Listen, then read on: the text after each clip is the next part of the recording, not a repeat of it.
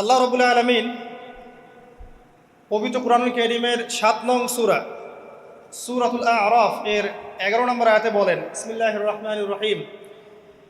আল্লাহ রাব্বুল আলামিন বলছেন, ওয়ালাকাদ খালাকনাকুম সুম্মা সাওয়ারনাকুম সুম্মা কুলনা লিল মালাইকাতি ইসজুদু লিআদম ফাসাজাদু ইল্লা ইবলিস লাম ইয়াকুম মিনাস সাজিদিন। আল্লাহ রাব্বুল আলামিন বলছেন, ওয়ালাকাদ খালাকনাকুম, নিঃসন্দেহে আল্লাহ রাব্বুল আলামিন সেই সত্তা যিনি তোমাদেরকে সৃষ্টি করেছেন। সুম্মা সাওয়ারনাকুম, এরপর তোমাদেরকে আকৃতি দান করেছেন, সুন্দর অবয়ব কাঠামো দান করেছেন, দৈহিক কাঠামো। সুম্মা কুলনা লিল মালাইকাতি ইসজুদু লিআদম, এরপরে আল্লাহ রাব্বুল আলামিন সমস্ত ফেরেশতাদেরকে বলেছেন যে তোমরা আদমকে সিজদা করো। আর সূরা বাকারার মধ্যে আছে, আল্লাহ পাক সৃষ্টি করার পরে আদম আলাইহিস সালামকে নাম শিক্ষা দিয়েছেন, অর্থাৎ জ্ঞান শিক্ষা দিয়েছেন, এবং এমন জ্ঞান শিক্ষা দিয়েছেন যেই জ্ঞান ফেরেশতারাও জানতেন না। আল্লাহ পাক ফেরেশতাদেরকে বলেছিলেন যে তোমরা এই নামগুলো বলে দাও দেখি, যদি তোমরা সত্যবাদী হয়ে থাকো। ফেরেশতারা এই নামগুলো বলতে পারেননি। তারা বলেছিলেন, লা ইলমা লানা ইল্লা মা আল্লামতানা, আপনি আমাদেরকে যা শিখিয়েছেন এর বাইরে আমাদের কোনো জ্ঞান নেই। এরপর আল্লাহ পাক আদম আলাইহিস সালামকে বলেছেন, আদম তুমি নামগুলো বলে দাও দেখি। এরপর আদম আলাইহিস সালাম সুন্দর করে সব নামগুলো বলে দিয়েছেন, কারণ আল্লাহ পাক তাকে সেই জ্ঞান শিক্ষা দিয়েছিলেন। এরপরে আল্লাহ রাব্বুল আলামিন ফেরেশতাদেরকে বলেছেন, তোমরা আদমকে এখন সিজদা করো, কারণ জ্ঞানের মানদণ্ডে আদম তোমাদের চেয়ে শ্রেষ্ঠ। সুবহানাল্লাহ। আর আমরা সেই আদম সন্তান, যদিও বা পৃথিবীতে আসার পরে আমরা আমাদের পরিচয়টা ভুলে গেছি। সেই আদম সন্তান, যে আদমকে আল্লাহ রাব্বুল আলামিন ফেরেশতাদেরকে দিয়ে সম্মানিত করলেন, সিজদা করালেন, সেই আদম সন্তান এখন আল্লাহর জমিনে শিরক করে, নবী সাল্লাল্লাহু আলাইহি ওয়াসাল্লামের সুন্নতের অনুসরণ করতে চায় না, নবীদের আদর্শ মানতে চায় না, কোরআন এবং সুন্নাহ মেনে জীবন করতে চায় না। সেই আদম সন্তান এখন জেনা করে, ব্যভিচার করে, মাদকদ্রব্য পান করে, সমকামী। সেই আদম সন্তান এখন ঘুষ খাচ্ছে, সুদ খাচ্ছে, দুর্নীতি করছে, অন্যের সম্পদ আত্মসাৎ করছে, অন্যায়ভাবে মানুষকে হত্যা করছে। এমন কোনো গুনাহ নাই যে সেই আদম সন্তান করছে না। কোন আদম সন্তান? যার পিতাকে আল্লাহ রাব্বুল আলামিন কি করলেন? ফেরেশতাদেরকে দিয়ে সেজদা করালেন। তাহলে চিন্তা করেন যে আমরা আমাদের পরিচয়টা কি পরিমাণ হারিয়ে ফেলেছি। আমরা তো চেতনার কথা বলি না, শেকড়ের কথা বলি না, আমরা সংস্কৃতির কথা বলি না। এই কথাগুলো আমরা বলি। আমাদের সত্যিকারের চেতনা হচ্ছে ইসলামিক চেতনা। সত্যিকারের শেকড় হচ্ছে এই শেকড় যে আমরা আদম আলাইহিস সালামের সন্তান, যে আদমকে আল্লাহ রাব্বুল আলামিন ফেরেশতাদেরকে দিয়ে সেজদা করিয়েছেন জ্ঞানের কারণে। আজকে সেই আদম সন্তান দেখবেন জ্ঞান অর্জন করতে চায় না, দিনের জ্ঞান অর্জন করতে চায় না, দুনিয়ার জ্ঞান অর্জন করতে চায়, দিনের জ্ঞান অর্জন করতে চায় না। যে জ্ঞান তাকে পরকালে নাজাতের ওসিলা করবে, সেই কোরআনটুকু তিলাওয়াতও করতে চায় না, তিলাওয়াত করা শিখতেও চায় না, আগ্রহই নাই। তাহলে আমরা কি পরিমাণে আমাদের শেকড়টা ভুলে গেছি, চেতনা হারিয়ে ফেলেছি, আমাদের মূল সংস্কৃতি থেকে দূরে সরে আসছি। একটু চিন্তা করে সামনে যাই। আল্লাহ রাব্বুল আলামিন বলছেন, এরপর সুন্দর আকৃতি দিয়ে আদমকে আমি ফেরেশতাদেরকে দিয়ে সেজদা করালাম। ফাসাজাদু, সবাই সেজদা করলো, প্রত্যেকটা ফেরেশতাই কি করলো? সেজদা করলো। ইল্লা ইবলিস, কে সেজদা করলো না? ইবলিস। ইবলিস সেজদা করলো না। ইবলিস কে ছিল? সে কিন্তু কোনো ফেরেশতা ছিল না। সে ছিল একজন জিন। কানা মিনাল জিন্নি, সূরা কাহফে আল্লাহ পাক বলেছেন কানা মিনাল জিন্নি, সে জিনদের একজন ছিল। ঠিক আছে? সে আল্লাহ রাব্বুল আলামিনের এত বেশি ইবাদত করেছিল যে আল্লাহ রাব্বুল আলামিন তাকে এক পর্যায়ে ফেরেশতাদের উপরে একটা দায়িত্বশীল বানিয়ে দিয়েছিল। ঠিক আছে? তো কিন্তু তার মনের ভিতরে একটা কিবর বা অহংকার ছিল, যে অহংকারের কারণে সে কিন্তু আল্লাহ পাকের এই নির্দেশটা পালন করলো না, লঙ্ঘন করলো। আমরা সামনে যাই। লাম ইয়াকুম মিনাস সাজিদিন, আল্লাহ পাক বলছেন সে সিজদাকারীদের অন্তর্ভুক্ত ছিল না। কে? ইবলিস। আচ্ছা, ক্বালা, আল্লাহ পাক এবার বলছেন, মা মানাআকা আল্লা তাসজুদা ইয আমারতুক। আল্লাহ পাক বলছেন, হে ইবলিস, কিসে তোমাকে নিষেধ করলো, কে তোমাকে বারণ করলো আদমকে সিজদা করতে, যাকে আমি সিজদা করার আদেশ করেছি? কি জন্য করলে না? সোজা কথায়, তুমি কি জন্য সেজদা করলে না আদমকে? মা মানে আঁকা, তোমাকে কে বারণ করলো? এবার ইবলিস তার দলিল পেশ করছে। সে বলছে যে ক্বালা আনা খায়রুম মিন, সে বলল আমি আদমের চাইতে উত্তম। আসসালাতু খায়রুম মিনান নাওম, এটা জানেন না? ঘুমের চেয়ে নামাজ উত্তম। ঠিক এভাবেই সে ইবলিস বলছে কি আনা খায়রুম মিন, আমি তার চেয়ে উত্তম। কি কারণে উত্তম? খালাকতানি মিন নার ওয়া খালাকতাহু মিন তিন। হে আল্লাহ, আপনি আমাকে সৃষ্টি করেছেন আগুন দিয়ে, জিনদেরকে কি দিয়ে সৃষ্টি করা হয়েছে? আগুন দিয়ে। ফেরেশতাদেরকে কি দিয়ে? নূর দিয়ে। তাহলে এখানে প্রমাণ হলো যে ইবলিস কিন্তু ফেরেশতা নয়। আমাকে সৃষ্টি করেছেন আগুন দিয়ে, ওয়া খালাকতাহু মিন তিন, এবং আদমকে সৃষ্টি করেছেন তিন মানে কাদামাটি দিয়ে। তার মানে আগুন কাদামাটির চেয়ে সুপিরিয়র, বেশি মর্যাদা সম্পন্ন, ওর মানে কেয়া আছে আর কি। এই কারণে সে সিজদা করল না। এবার আল্লাহ রাব্বুল আলামিন বলছেন ক্বালা ফাহবিত মিনহা, ইবলিস এখান থেকে নেমে যাও। এটা কোন জায়গা? একদম মহাকাশের উপরে না, নাকি পৃথিবীতে? এটা 7 আসমানের উপরের ঘটনা। ইতিহাস শুরু হয়েছে মহাবিশ্বে। মানুষের অস্তিত্বও ছিল না, এমন একটা সময় চলে গেছে। মহাবিশ্বে কোটি কোটি বছর চলে গেছে যখন মানুষ বলতে কিচ্ছু ছিল না। ছিল না। অনেক পরে মানুষকে সৃষ্টি করা হয়েছে। তো এখন দুনিয়াতে মানুষের চলাচল দেখলে মনে হয় মহাবিশ্বে সে একাই আছে, আর কেউ নাই, তাই না? আচ্ছা, এটা দলিল কোরআনে আছে। সূরা দাহার 1 নম্বর আয়াত পড়ে দেখবেন, হাল আতা আলাল ইনসান হাইনুম মিনাদ দাহরি লাম ইয়াকুন শাইআম মাযকুরা। আল্লাহ পাক বলছেন মানুষের উপরে এমন সময় চলে গেছে যে মানুষ কোনো আলোচ্য বিষয় ছিল না, উল্লেখযোগ্য কোনো বিষয় ছিল না। তো সভ্যতার শুরুর ঘটনা হচ্ছে এটা, মানে মানব সভ্যতার একদম শুরুর শেকড়ের ঘটনা হচ্ছে এটা। একদম শুরুর চেতনা, শুরুর সংস্কৃতি শুরু হচ্ছে এখান থেকে। এবার ইবলিস বলছে আমি সেজদা করব না, বিকজ আমি তার চেয়ে সুপিরিয়র। আপনি তাকে সৃষ্টি করেছেন মাটি দিয়ে, আমাকে সৃষ্টি করেছেন আগুন দিয়ে, আমি তাকে সেজদা করব না। সে আল্লাহ পাকের আদেশ লঙ্ঘনই করলো না, বরং আল্লাহকে উল্টা একটা যুক্তি দেখালো যে আপনি ভুল, আমি ঠিক। নাউজুবিল্লাহ, আপনি আমাকে আদমকে সেজদা করতে বলছেন, এটাই ভুল, বরং উচিত হচ্ছে ও আমাকে সেজদা করবে। নাউজুবিল্লাহ। তো সে কিন্তু আবা ওয়াস্তাকবার, সে উদ্ধত হলো এবং অহংকারও প্রদর্শন করলো। আল্লাহ পাক বলছেন ক্বালা ফাহবিত মিনহা, এখন এখান থেকে নেমে যাও। এই জান্নাতি বলেন আর ওই ঊর্ধ্ব জগতই বলেন, সেখান থেকে তোমরা নেমে যাও, তুমি নেমে যাও। ফামা ইয়াকুনু লাকা আন তাতাকাব্বারা ফিহা, এখানে দাঁড়িয়ে তুমি অহংকার করবে এই অধিকার তোমাকে দেওয়া হয় নাই। সোজা কথায় আল্লাহ পাক বলছেন এখানে দাঁড়িয়ে তুমি অহংকার করবে এই অধিকার তোমাকে দেওয়া হয়নি। আল্লাহ পাক অহংকারীকে পছন্দ করেন না। অহংকারীদেরকে আল্লাহ পাক কিয়ামতের মাঠে পিঁপড়ার মতো উঠাবেন। তাদের আকৃতি মানুষের সমানও হবে না, ছোট ছোট কালো পিঁপড়ার মতো হবে, এবং অন্ধকার ওদেরকে ঢেকে নিবে। তো আমাদের মনে যাদের অহংকার আছে, আল্লাহর ওয়াস্তে অহংকার ছেড়ে দেই। অহংকার ইলমেরও থাকতে পারে। একজনের অনেক বড় ইলমি ডিগ্রি সার্টিফিকেট আছে, অমুক ফারেক তমুক ফারেক, অমুক মুহাদ্দিস অমুক মুফাসসির, ডাবল ডিগ্রি, এটার অহংকার থাকতে পারে, ঠিক আছে। আবার অনেকের টাকা পয়সার অহংকার থাকে, অনেকের ক্ষমতার অহংকার থাকে, আবার এখনকার মেয়েদের সৌন্দর্যের অহংকার থাকে, থাকে না? এক এক মানুষের এক একটা অহংকার। অহংকারের ডেফিনেশনটা কি? একজন সাহাবী নবী সাল্লাল্লাহু আলাইহি ওয়াসাল্লামকে বলছেন, ইয়া রাসূলুল্লাহ, আমি পছন্দ করি আমার গায়ের পোশাকটা সুন্দর হোক, আমার জুতা সুন্দর হোক, ঠিক আছে, আমার সুগন্ধি ভালো হোক, দামি হোক। এটা কি অহংকারের পরিচয়? নবী সাল্লাল্লাহু আলাইহি ওয়াসাল্লাম বলছেন না, এটা অহংকারের পরিচয় নয়। বরং অহংকারের পরিচয় হচ্ছে অন্য মানুষকে তুচ্ছ তাচ্ছিল্য করা এক, আর দুই হচ্ছে সত্যকে প্রত্যাখ্যান করা। মনে থাকবে অহংকারের সংজ্ঞা কি? এক, অন্য মানুষকে তুচ্ছ তাচ্ছিল্য করা, আর দুই, সত্যকে প্রত্যাখ্যান করা। এখন সত্য কি? আইনস্টাইনের থিওরি সত্য, নাকি পিথাগোরাসের উপপাদ্যই সত্য, নাকি আমাদের পশ্চিমারা যে সেকুলারিজম, কমিউনিজম, ডেমোক্রেসি ইত্যাদি ইত্যাদি, ন্যাশনালিজম এগুলো দিয়ে দিয়েছে মতবাদগুলো, এগুলোই চূড়ান্ত সত্য? সায়েন্সই কি চূড়ান্ত সত্য? চূড়ান্ত সত্যটা কি আসলে? এক কথায় সূরা কাহফের 29 নম্বর আয়াতে সত্যের সংজ্ঞা আছে। কত নম্বর আয়াতে?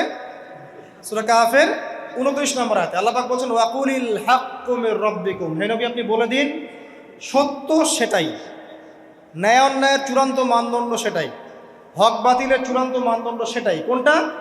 যেটা তোমার রবের পক্ষ থেকে নাজিল হয়। সুবহানাল্লাহ। আমাকে বলেন যে রবের পক্ষ থেকে কি নাজিল হয়েছে? একসময় তাওরাত নাজিল হয়েছিল না, ওটাই হক ছিল। ওই সময় কি ছিল? সেটাই হক ছিল। জাবুর ওই সময়ের কি ছিল? হক। ইনজিল ওই সময়ের হক ছিল। এখন কি আছে আমাদের কাছে? কোরআন এবং এর ব্যাখ্যা হচ্ছে হাদিস। কিয়ামত পর্যন্ত কি অন্য কোনো শরীয়ত আসবে? অন্য কোনো নবী আসবে? কেউ যদি বলে যে অমুকে নবী হবে, সে কি মুসলিম না কাফের? তাহলে কোনো সন্দেহ আছে? যদি কেউ দাবি করে যে মুহাম্মদ সাল্লাল্লাহু আলাইহি ওয়াসাল্লাম শেষ নবী নন, আরও নবী আসতে পারে, নাউজুবিল্লাহ, এবং এই কুফরি আকীদায় বিশ্বাসীকে কেউ যদি কাফের মনে না করে, সেও কাফের হয়ে যেতে পারে। বুঝতে পারছেন? আসেন, তো অহংকারের সংজ্ঞাটা আমরা জেনে নিলাম যে সত্যকে প্রত্যাখ্যান করা, আল্লাহর ওহীকে প্রত্যাখ্যান করা, মানে কোরআন এবং সুন্নাহ থেকে সরে আসা, এটাকে মিথ্যা মনে করা, বা অন্য কোনো মতবাদকে কোরআন সুন্নাহর সমকক্ষ মনে করলেও কুফরি হয়ে যাবে। এরকম মনে করে অন্য একটা মতদর্শ, একটা দর্শন, একটা ফিলোসফিক্যাল থট বা একটা স্কুল অফ থট কোরআন সুন্নাহর চেয়ে ভালো নয়, কিন্তু কোরআন সুন্নাহর সমমানের, এটাও যদি কেউ মনে করে, কাফের। কথা কি বুঝতে পারছেন? এটা হচ্ছে অ্যাবসলিউট ট্রুথ, মানে এটা সত্যের একদম সর্বোচ্চ স্টেজ, এর উপরে আর কিছু নাই। ভুলে গেছিলাম ভাই। আচ্ছা, এবার আসেন, আমরা অহংকারের সংজ্ঞা জানলাম, সত্যের সংজ্ঞাও জানলাম। এখানে ইবলিস কি করছে? সে অহংকার প্রদর্শন করছে। সে আল্লাহকে বলছে আপনি ভুল, আমি ঠিক। আদমকে সে তুচ্ছ তাচ্ছিল্য করলো এবং সত্যকে প্রত্যাখ্যান করলো, দুটোই কিন্তু ইবলিস করলো এখানে। আসেন, আল্লাহ পাক বলছেন ফাখরুজ, এখান থেকে বের হয়ে যাও হতভাগ। ফাখরুজ মানে উখরুজ মানে বের হও, অতএব ফাখরুজ, এখান থেকে বের হয়ে যাও। ইন্নাকা মিনাস সাগিরিন, তোমার অহংকার করার কোনো সুযোগ নেই এখানে, তুমি তো ছোট পুত্র। ইন্নাকা মিনাস সাগিরিন, সাগির মানে কি? তুমি এখান থেকে, তুমি বের হয়ে যাও এখান থেকে, তুমি একজন ক্ষুদ্র সত্তা, তোমার এখানে অহংকার করার কিচ্ছু নাই। কলা, এবার ইবলিস বলছে, এই জায়গাগুলো খুব ভালো করে শোনেন, আমাদের লেকচারের আসল জায়গায় কিন্তু যাবে ওই দিকে। যদি আড়াইটা পর্যন্ত লেকচারটি কোনো সমস্যা আছে? আচ্ছা, তাহলে বসে থাকেন, খাওয়া দাওয়া করে আসছেন তো? আচ্ছা, কলা, এবার ইবলিস বলছে আনজিরনি, শোনেন, ইবলিস বলছে আনজিরনি, হে আল্লাহ আমাকে অবকাশ দিন। কি বলছে? আমাকে অবকাশ দিন। ইলা ইয়াউমি ইউবআসুন, যেই দিন আপনি কিয়ামত ঘটাবেন, যেই দিন সবাইকে পুনরুত্থিত করবেন, ওই দিন পর্যন্ত আমাকে অবকাশ দিন। সূরা বাকারায় আছে, অন্য সূরা আছে, রব্বি আনজিরনি ইলা ইয়াউমি ইউবআসুন। ইবলিস বলছে হে আমার রব। কি বলছে ইবলিস? হে আমার রব। ইবলিস কি তাহলে আস্তিক না নাস্তিক?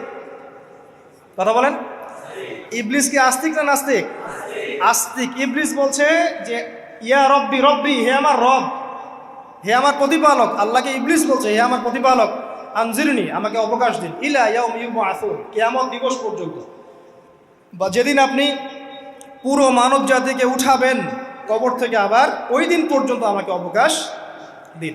তার মানে কিয়ামত যে হবে এটা নতুন করে লেখা হয় নাই, সভ্যতায় হিস্ট্রির শুরু থেকেই কিয়ামত ছিল। কথা বুঝতে পারছেন? ফেরেশতারাও জানতেন যে একদিন মহাবিশ্ব ধ্বংস হয়ে যাবে।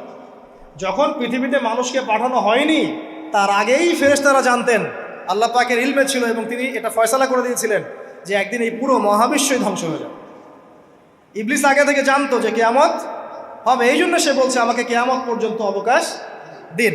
আল্লাহ পাক এবার কি বলছেন দেখেন, ইবলিস আল্লাহর কাছে চাইলো, আল্লাহ পাক তাও তাকে ফেরত দিলেন না।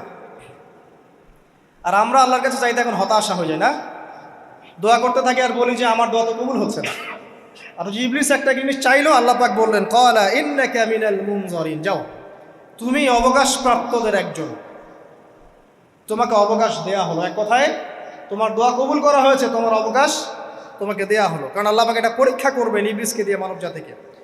ক্বালা, এবার ইবলিসের চ্যালেঞ্জ শোনেন, এটাই আমাদের আজকের লেকচারের মূল পয়েন্ট। এই জায়গা থেকে ইবলিস চ্যালেঞ্জ করছে। কি চ্যালেঞ্জ করছে? ফাবিমা আগওয়াইতানি, হে আল্লাহ আপনি যে কারণে আমাকে বিচ্যুত করলেন, মানে আমি আমার যে কৃতকর্মের কারণে আপনার রহমত থেকে বঞ্চিত হয়ে গেলাম, ঠিক আছে, লাআকুদান্না লাহুম সিরাতাকাল মুস্তাকিম, আমি সেই আদমের এবং আদমের সন্তানের সরল পথে ওত পেতে বসে থাকব। কথাটা ভালো করে বোঝেন, ইবলিস চ্যালেঞ্জ করলো কাকে? আল্লাহকে। যে কারণে আল্লাহ আপনি আমাকে বহিষ্কার করলেন, এখন আমি কি করব? আমি এই আদম সন্তানের সরল পথে, আপনাকে পাওয়ার এই পথের আনাচে কানাচে আমি ওত পেতে বসে থাকব। কি জন্য বসে থাকব? যাতে করে আমি আদম সন্তানকে বিচ্যুত করতে পারি। শুধু তাই নয়, সে আরো বলছে সুম্মা লাআতিয়ান্নাহুম, আমি শুধু বসেই থাকবো না, আমি আদম সন্তানের কাছে আসব। মিন বাইনি আইদিহিম, তার সামন থেকে আসব। ওয়া মিন খালফিহিম, আদম সন্তানের পিছন থেকে আসব। ওয়া আন আইমানিহিম, তার ডান দিক থেকে আসব। ওয়া আন শামাইলিহিম, তার বাম দিক থেকে আসব। ওয়ালা তাজিদু আকসারাহুম শাকিরিন, আল্লাহ পাক আপনি তাদের বেশিরভাগকেই শুকরগুজার পাবেন না। কথা কি ক্লিয়ার না? কোনো সমস্যা? ইবলিস কি চ্যালেঞ্জ করলো? আমি শুধু বসেই থাকবো না, ডান দিক থেকে আসব, বাম দিক থেকে আসব, সামন থেকে আসব, পিছন থেকে আসব, আমি আদম সন্তানকে পথভ্রষ্ট করেই ছাড়ব, আপনি আদম সন্তানের বেশিরভাগকে পথভ্রষ্ট পাবেন। ইবলিসের কথার কি বাস্তব প্রতিফলন দেখা যায় এখন সমাজে? বেশিরভাগ মানুষ নামাজ পড়ে না পড়ে না? বেশিরভাগ মানুষ সুদ খায় না খায় না? বেশিরভাগ যুব সমাজ জেনা করতেছে না করতেছে না? বেশিরভাগ লোক মাদক খাচ্ছে না খাচ্ছে না? পৃথিবীর কোনো জায়গায় আল্লাহর বিধান আছে কি নাই? দুই একটা জায়গায় আছে আই ওয়াশ, শোডাউন। বেশিরভাগ নারী পর্দায় চলে না চলে না? বেশিরভাগ মানুষ রোজা রাখে না রাখে না? বেশিরভাগ মানুষ যাকাত দেয় কি দেয় না? তাহলে ইবলিস যে বললো আপনি বেশিরভাগকেই শুকরগুজার পাবেন না, বেশিরভাগ মানুষ পরকালের স্বার্থে কাজ করে না দুনিয়ার স্বার্থে কাজ করে? কতজন মানুষ আল্লাহ পাকের দ্বীনটাকে প্রচার প্রসার প্রতিষ্ঠার কথা বলে বা কোরআন সুন্নাহর কথাগুলো মেনে চলে? কতজন মানুষ? বেশিরভাগ লোক মেনে চলে। তাহলে ইবলিস কি সফল না ব্যর্থ? ইবলিসের চ্যালেঞ্জ কি সফল না ব্যর্থ? ইবলিসের কথা সে কিন্তু অক্ষর অক্ষরে পালন করেছে। আর এই ইবলিসকে আল্লাহ পাক কেন পৃথিবীতে নিয়েছেন? আমাদেরকে পরীক্ষা করার জন্য, যেন আমরা এই সরল পথ থেকে বিচ্যুত না হই। সামনে যান, আরো কঠিন কথা আছে। ক্বাল আখরুজ মিনহা, আল্লাহ পাক বলছেন এখান থেকে বের হয়ে যাও। মাযউমান মাদহুরা, একদম অপদস্থ লাঞ্ছিত হয়ে এখান থেকে বের হয়ে যাও। লামান তাবিআকা মিনহুম, তুমি তো চ্যালেঞ্জ করলে আমাকে, ঠিক আছে, কিন্তু যে ব্যক্তি যেই তোমার অনুসরণ করবে, আল্লাহ পাকের কথা শোনেন, যেই তোমার অনুসরণ করবে, লাআমলাআন্না জাহান্নামা মিনকুম আজমাইন, যে পুরুষ বা নারী যেই হোক না কেন, যে আদম সন্তান ইবলিস তোমার অনুসরণ করবে, তোমার পথ ধরবে, আমি তোমাকে সহ এদের সবাইকে দিয়ে জাহান্নাম পূর্ণ করব। আল্লাহর কিচ্ছু যায় আসে না। আল্লাহ পাক যদি এই পুরো পৃথিবীটাকেও জাহান্নামে নিক্ষেপ করেন অবাধ্যতার কারণে, আল্লাহ পাকের কিছু যায় আসে? ওই যে আপনাদের এখানে নদী আছে না, কি বালাসী ঘাট, এখানে চর টর আছে না, চরের মধ্যে একটা বালুর কণার কি দাম আছে বলেন তো? একটা বালুর কণার কোন দাম আছে?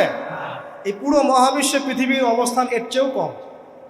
তো পুরো পৃথিবীর মানুষ যদি আল্লাহর অবাধ্য হয়, আল্লাহ পাক যদি পুরো দুনিয়াটাকেই ধ্বংস করে দেন, জাহান্নামে নিক্ষেপ করেন, আল্লাহ পাকের কিছু যায় আসবে কিনা? এবার আসেন, এখান থেকে আমরা বুঝতে পারলাম যে ইবলিস একটা তৃতীয় সত্তা। আল্লাহ পাক আদম আলাইহিস সালামকে সৃষ্টি করলেন, নাম শিক্ষা দিলেন, সেজদা করালেন, ইবলিসকে সেজদা করতে বললেন, সে করলো না। সে চ্যালেঞ্জ করলো উল্টা, যে আমি ওর চেয়ে উত্তম, আপনি ভুল আমি সঠিক। সে অহংকার করলো এবং একই সাথে সে আদমকে পথভ্রষ্ট করার চ্যালেঞ্জও করে বসল। আল্লাহ পাক ঘোষণা করলেন, যদি কোনো আদম সন্তান তোমাকে ফলো করে, তোমাকে সহ তাকে আমি জাহান্নামে নিক্ষেপ করব। ঠিক আছে, এ পর্যন্ত। এবার সামনে আসেন। এবার আল্লাহ পাক আদমকে বলছেন, কাকে বলছেন? আদম আলাইহিস সালামকে বলছেন, ইয়া আদম, হে আদম। তার আগে আদম আলাইহিস সালামের বুকের পাঁজর থেকে কাকে সৃষ্টি করেছেন?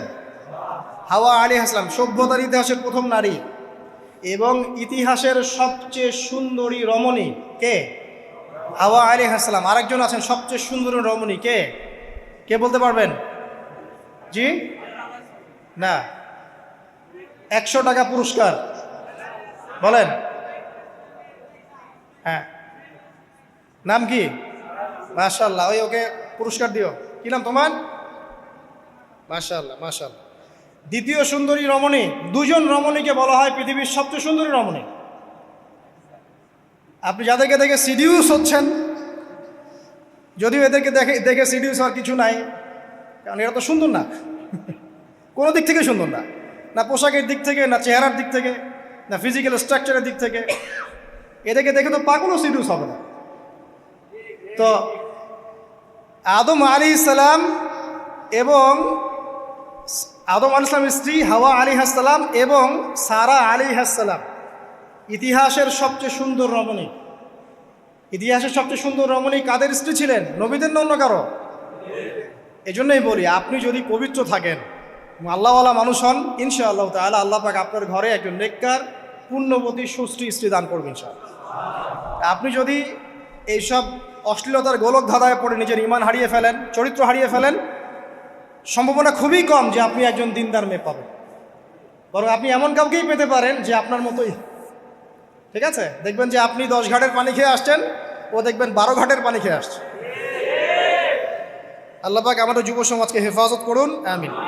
আল্লাহ পাক এবার আদম আলাইহিস সালামকে বলছেন, ইয়া আদম, হে আদম, উসকুন আনতা ওয়া যাওজুকাল জান্নাহ। আদম শোনো, তুমি এবং তোমার স্ত্রী দুইজন এখন জান্নাতে থাকো। কোথায় থাকো? জান্নাতে থাকো। ওয়া কুলা মিন হাইসু শি'তুমা, যেখানে ইচ্ছা সেখান থেকে খাবার খাও। জান্নাতের নাজ নেয়ামতের কথা তো আপনারা শুনেছেন অনেক, আমি ওইগুলো বলতে যাচ্ছি না, সময় চলে যাবে। যা ইচ্ছা তাই পাবেন সেখানে, যা ইচ্ছা তাই। এমন একটা জায়গা যেটা কখনো কোনো চোখ দেখে নাই, কোনো কান শোনেও নাই। চোখ না দেখলেও, কান না শুনলেও মানুষ মনে মনে অনেক কিছু কল্পনা করে না, এটা কল্পনাও করার সুযোগ নাই। এত উন্নত মানের একটা জায়গা। তোমরা দুজন এখানে থাকো, জান্নাতের যে কোনো জায়গায় যাও, খাওয়া দাওয়া করো, কোনো সমস্যা নেই। কিন্তু ওয়ালা তাকরাবা হাদিহিশ শাজারা, মানে কি, এই যে গাছটা আছে, এই গাছের কাছে যেও না। একটা শর্ত খালি দিলাম, গাছের কাছে যেও না। গাছের নাম কি এগুলো আমাদের আলোচনার বিষয় না। বিষয়টা হচ্ছে আল্লাহ পাকের আদেশটা কি। গাছটা আম গাছ হতে পারে, জাম গাছ হতে পারে, কদু গাছ হতে পারে, যে কোনো গাছ হতে পারে। এটা নিয়ে আমাদের কোনো মাথা ব্যথা নাই। মাথা ব্যথা হচ্ছে আল্লাহ পাকের আদেশ, এই গাছের কাছে যেও না, বাস যেও না। আচ্ছা, ফাতাকুনা মিনাজ জালিমিন, যদি চলে যাও তোমরা দুজন এখানে, তাহলে তোমরা দুজন কিন্তু জালেম হয়ে যাবে। আল্লাহ পাকের হুকুম অবাধ্য করলে মানুষ কি হয়ে যায়? জালেম হয়। এই জন্য আমরা দোয়ায় বলি, আল্লাহুম্মা ইন্নী যালামতু নাফসি, বলি না? হে আল্লাহ, আমি আমার নফসের উপর জুলুম করেছি। রব্বানা যালামনা আনফুসানা, বলি না? আল্লাহ, আমরা আমাদের উপর জুলুম করেছি। তো আমরা যখন পাপ করি, মানে আমরা জুলুম করে ফেলেছি। তো তোমরা দুজন এই গাছের কাছে যেও না, যদি যাও তাহলে জুলুম করে ফেলবে এবং জালেম হয়ে যাবে। এবার ইবলিস তো আর বসে নাই, সে তো চ্যালেঞ্জ করেছে, করে নাই? আচ্ছা, এবার ইবলিস কি করছে? ফাওয়াসওয়াসা লাহুমা শাইতান, এবং ইবলিস এবার এদের দুজনকে ওয়াসওয়াসা প্রদান করতে শুরু করলো। ইবলিস কি করলো? ওয়াসওয়াসা প্রদান করতে শুরু করলো। ওয়াসওয়াসাটা এমন ছিল যে, হাল আদুল্লুকা আলা শাজারাতিল খুলদি ওয়া মুলকিন লা ইয়াবলা। ইবলিস এসে আদম এবং হাওয়া আলাইহিস সালাম তাদেরকে উস্কে দিতে লাগলো যে, আমি কি তোমাদেরকে এমন কোনো গাছের কথা বলবো যেই গাছের ফল খেলে তোমরা চিরস্থায়ী হয়ে যাবে, কখনো মরবে না, এবং এমন রাজত্ব পাবে যে রাজত্বের কোনো ক্ষয় নাই। ইবলিসের টোপটা কি দেখলেন? চিরস্থায়িত্বের টোপ এবং কিসের টোপ? রাজত্বের টোপ। এটা সূরা তহার মধ্যে আছে। অন্য সূরায় আছে যে, আমি কি বলে দিব এমন গাছের কথা যেই গাছের ফল খেলে তোমরা ফেরেশতা হয়ে যাবে, কখনো মরবে না। তাহলে চিরস্থায়িত্বের টোপ এবং এই যে কিসের? রাজত্বের এই যে টোপ, এই দুইটা হচ্ছে মানুষকে আল্লাহর পথ থেকে ডিসিভ করার একটা মানদণ্ড। কথা বুঝতে পারছেন? এই পৃথিবীতে যত মানুষ পথভ্রষ্ট হয়ে গেছে জন্য হয়েছে অনেকেই, আর অনেকে চিরস্থায়িত্বের জন্য হয়েছে। ফেরাউন নমরুদ চিরস্থায়িত্বের লোভে পড়ে পথভ্রষ্ট হয়নি? আর ওই সময় থেকে শুরু করে এখনকার বিশ্বে যারা ক্ষমতাধর, এরা কি ক্ষমতার দাপটে পথভ্রষ্ট হচ্ছে না? এই দুটো হচ্ছে মানুষকে পথভ্রষ্ট করার মাধ্যম। ইবলিস খুব ভালো করেই জানতো। একটা কথা বলি নাই, যখন আদম আলাইহিস সালামকে তৈরি করে রাখা হয়েছে, সৃষ্টি করে রাখা হয়েছে, ইবলিস এর চারপাশে রাউন্ড দিচ্ছিল, তাওয়াফ করছিল, তাওয়াফ। এবং মানব শরীরের এবং মানব মস্তিষ্কের, মননের দুর্বল পয়েন্টগুলো সে ফাইন্ড আউট করছিল। কারণ সে কিন্তু অনেক জ্ঞানী ছিল, সে কিন্তু প্রচণ্ড জ্ঞানী ছিল, এবং এখনও কিন্তু সে প্রচণ্ড জ্ঞানী, এবং তার অভিজ্ঞতার ঝুলি এখন অনেক বেশি, তাই না? ওর বয়স হয়ে গেছে না এখন, প্রচুর বয়স। তো তাওয়াফ করে করে সে মানুষের দুর্বল জায়গাগুলো ফাইন্ড আউট করেছে। একটা হচ্ছে পেট, একটা প্রবৃত্তি, একটা হচ্ছে নারীর প্রতি আসক্তি, ঠিক আছে, একটা ক্ষমতার লোভ, একটা চিরস্থায়িত্বের লোভ। এগুলো হচ্ছে মানুষের দুর্বল জায়গা। ইবলিস এগুলো ফাইন্ড আউট করে ওইভাবে চাল দিয়েছে। কথা বুঝতে পারছেন? একটু খেয়াল করে দেখেন, এখনকার বিশ্বে যত অন্যায় হচ্ছে, ম্যাক্সিমাম পাপ হচ্ছে পেটের কারণে। পেট। সুদ খায় কেন? পেটের কারণে। ঘুষ খায় কেন? পেটের কারণে। ইভেন যে এখন জেনা করছে, ওদেরকে তো এখন যৌনকর্মী বলতে হয়, তাই না? সম্মান দিয়ে কথা বলতে হয়। তো যৌনকর্মী যারা, তারাও দেখবেন পেটের কারণেই করছে। পেটের কারণে। তারপর দেখবেন মানুষের সম্পদ আত্মসাৎ, ওই যে ছেলে মেয়ে বাল বাচ্চার জন্য। পেট মানে মূল জিনিসটা কি? পেট। এবং চিরস্থায়িত্ব, ক্ষমতার দাপট আর প্রবৃত্তির দাসত্ব, এগুলো হচ্ছে মানুষের সবচেয়ে দুর্বল পয়েন্ট। দেখবেন ম্যাক্সিমাম পাপ হচ্ছে মেয়েদের কারণে। মেয়েদের কারণে না, মেয়ের পিছনে। মেয়ের পিছনে আপনি চলে গেছেন, এখানে আত্মহত্যা করছে কেউ, কেউ এখানে আপনার জেনা করছে, কেউ ধর্ষণ করছে, কেউ পরকে লিপ্ত হচ্ছে, মানে মেয়েরই কোনো পাপ। ওই যে বলে না, দুইটা পাপ যাকে পেয়ে গেছে তার লাইফটা ক্র্যাশড। একটা হচ্ছে মেয়ে, একটা হচ্ছে টাকা। অর্থ সম্পদের লালসা যার মধ্যে পেয়ে বসেছে, এর জীবন শেষ। আর যার মেয়ের নেশা আছে, মেয়ের নেশা যার মধ্যে আছে, এর জীবন শেষ। একে আপনি হেদায়েতের পথে আনতে পারবেন না ইল্লা মাশা আল্লাহ, আল্লাহ পাক যদি না চান। আসেন, ইবলিস তাওয়াফ করছিল এবং সে কিন্তু টোপ দিল, চিরস্থায়িত্বের টোপ দিল। এবং কিসের টোপ দিল? ফেরেশতা হয়ে যাবে, অমর হয়ে যাবে। এবার আমাদের পিতামাতা আদম এবং হাওয়া আলাইহিস সালাম তারা কিন্তু ফল খেয়ে ফেললেন। আর এটা এমন নয় একবার ওয়াসওয়াসা দিয়েছে বাস খেয়ে ফেলেছেন, এমন নয়। কন্টিনিউয়াসলি সেই কাজটা করেছে। একটা মানুষ যখন জেনা করে, ইবলিস কি একবার এসে বললেই কেউ জেনা করে ফেলে? আস্তে আস্তে কিন্তু মানুষ জেনার পথে যায়।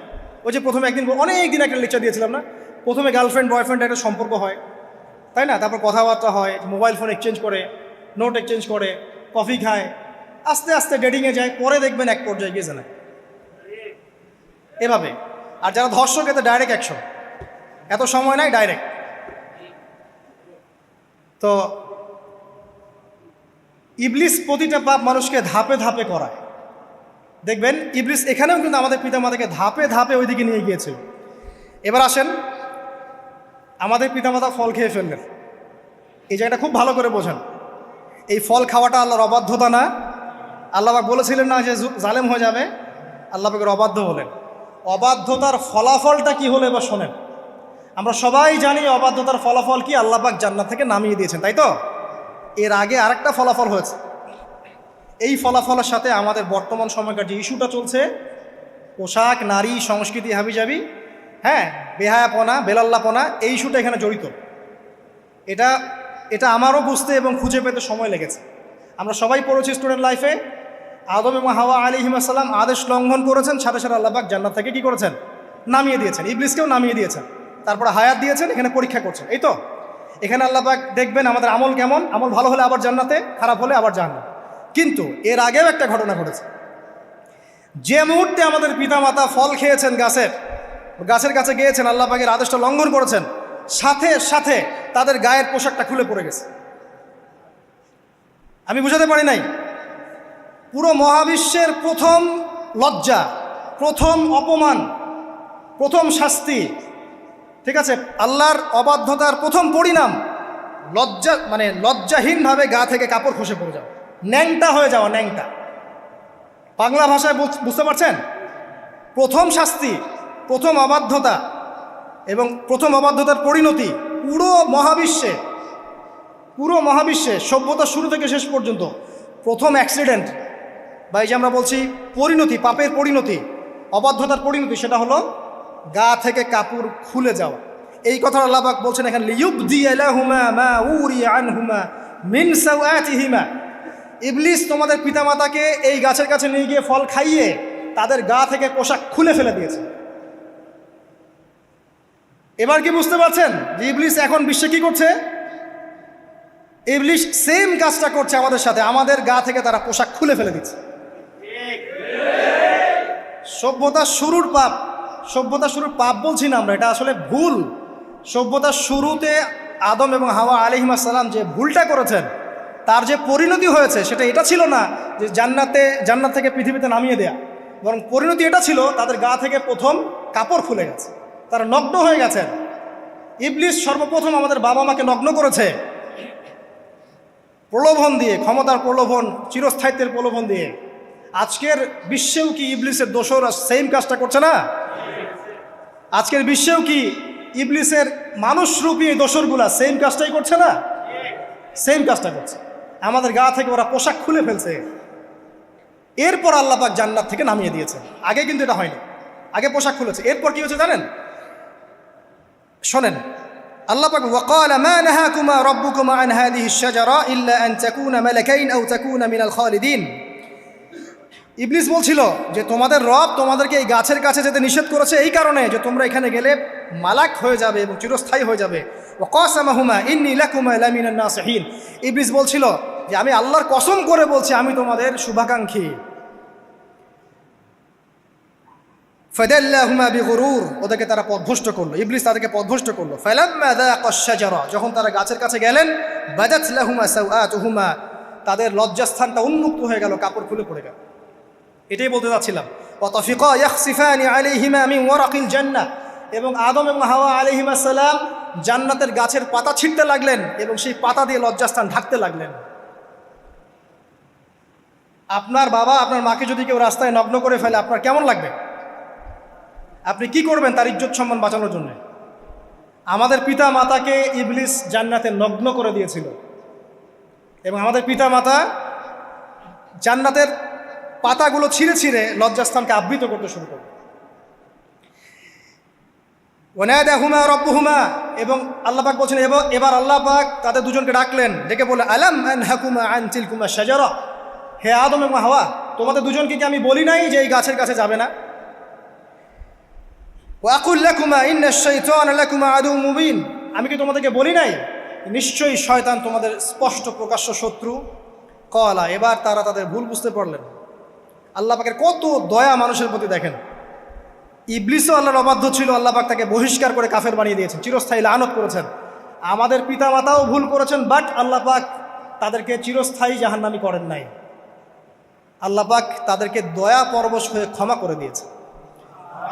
শুধু তাই নয়, আল্লাহ পাক এত মহব্বত করেন আদম সন্তানকে যে তওবা করার যে কালিমাটা, সেই কালিমাটাও আল্লাহ পাক আদম এবং হাওয়াকে শিখিয়ে দিয়েছেন। সুবহানাল্লাহ, কোন কালিমা দিয়ে তওবা করবো, কি পড়বো, এটাও তারা বুঝতে পারছিলেন না।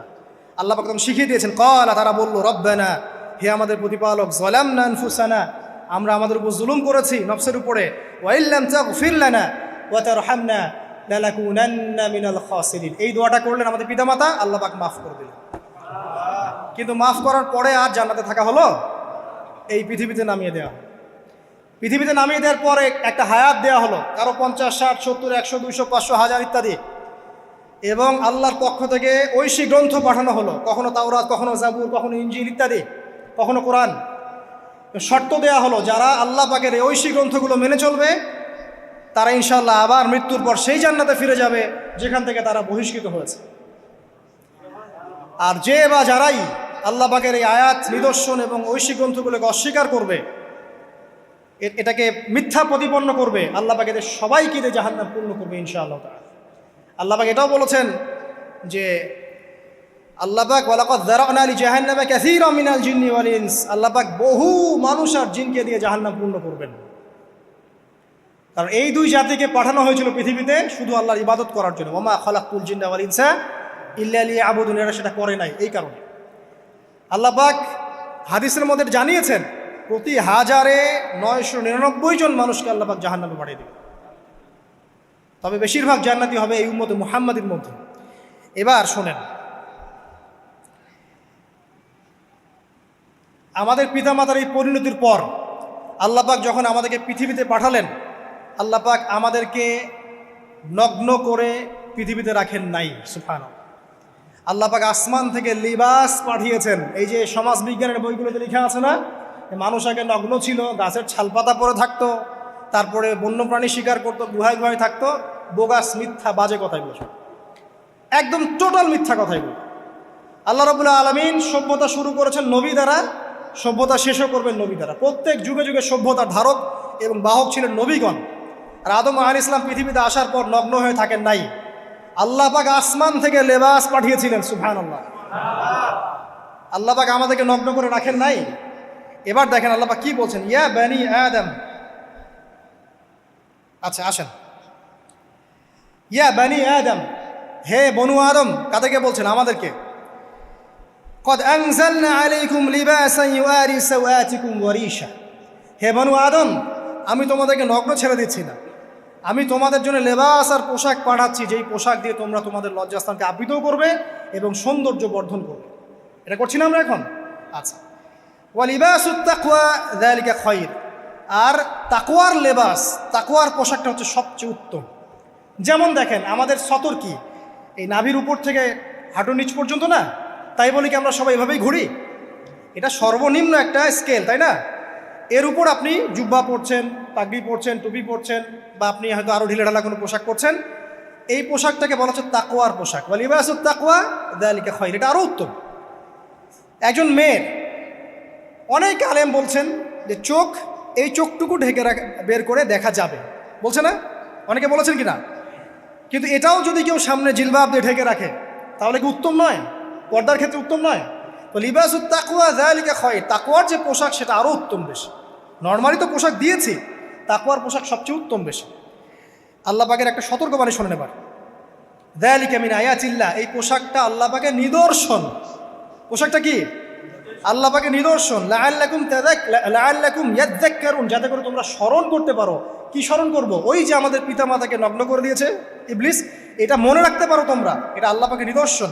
ইয়া বানি আদম, হে বনু আদম, লা ইয়াফতিনান্নাকুমুশ শাইতান। এবার শোনেন, আল্লাহ পাক আমাদেরকে বলছেন, হে বনু আদম, লা ইয়াফতিনান্নাকুমুশ শাইতান, শয়তান যেন আবার তোমাদেরকে ফিতনায় ফেলতে না পারে। পৃথিবীতে তোমরা থাকবে, শয়তানের বহু দোসর তোমাদের সামনে থাকবে, ডানে বামে, যে ডান থেকে আসবে, বাম থেকে আসবে, হ্যাঁ, সামন পিছন থেকে আসবে, মিডিয়ার মধ্যে দিয়ে তোমাদের ঘরে ঘরে ঢুকে যাবে শয়তানের দোসর। লা ইয়াফতিনান্নাকুমুশ শাইতান, শয়তানের দোসররা যেন তোমাদেরকে ফিতনায় ফেলতে না পারে। কে বলছেন? আল্লাহ পাক বলছেন। কিরকম ফিতনা? কামা আখরাজা আবাওয়াইকুম মিনাল জান্নাহ, ঠিক যেভাবে শয়তান তোমাদের পিতা মাতাকে জান্নাত থেকে বের করে দিয়েছিল, ওই রকম ফিতনায় যেন ফেলতে না পারে। ঠিক আছে? ওয়ায়ানজিউ আনহুমা লিবাসাহুমা, এবং শয়তান তোমাদের পিতা মাতার লেবাস খুলে ফেলেছিল, নগ্ন করে দিয়েছিল, নগ্নতা, বেহায়াপনা, অশ্লীলতা শিখিয়েছিল, ওইদিকে ধাবিত করতে চেয়েছিল। শয়তানের দোসররা যেন এটা করতে তোমাদের সাথে না পারে, সতর্ক থাকবে। লিউরিয়াহুমা সাওআতিহিমা, যাতে করে তোমাদের লজ্জাস্থানটা উন্মুক্ত হয়ে যায়। ইন্নাহু ইয়ারাকুম, নিশ্চয় শয়তান তোমাদের সবাইকে দেখতে পায়। হুয়া ওয়া কাবিলুহু, সে এবং তার পুরো কবিলার লোকজন, মিন হাইসু লা তারাউনাহুম, এমন জায়গা থেকে যে জায়গা তোমরা দেখতে পারো। আর শয়তান এবং তার অনুসারী যারা আছে, হোক মানুষ আর জিন, তারা তোমাদেরকে দেখতে পারে এমন জায়গা থেকে যা তোমরা দেখো না। আমরা যারা এই বিশ্বে আছি, আমরা সবাই এখন খেলার পুতুলের মতো খেলছি। যারা নিয়ন্ত্রণ করে বিশ্ব, এদেরকে কেউ দেখতে পারে না, এরা মানুষ শয়তান। কথা বুঝতে পারছেন?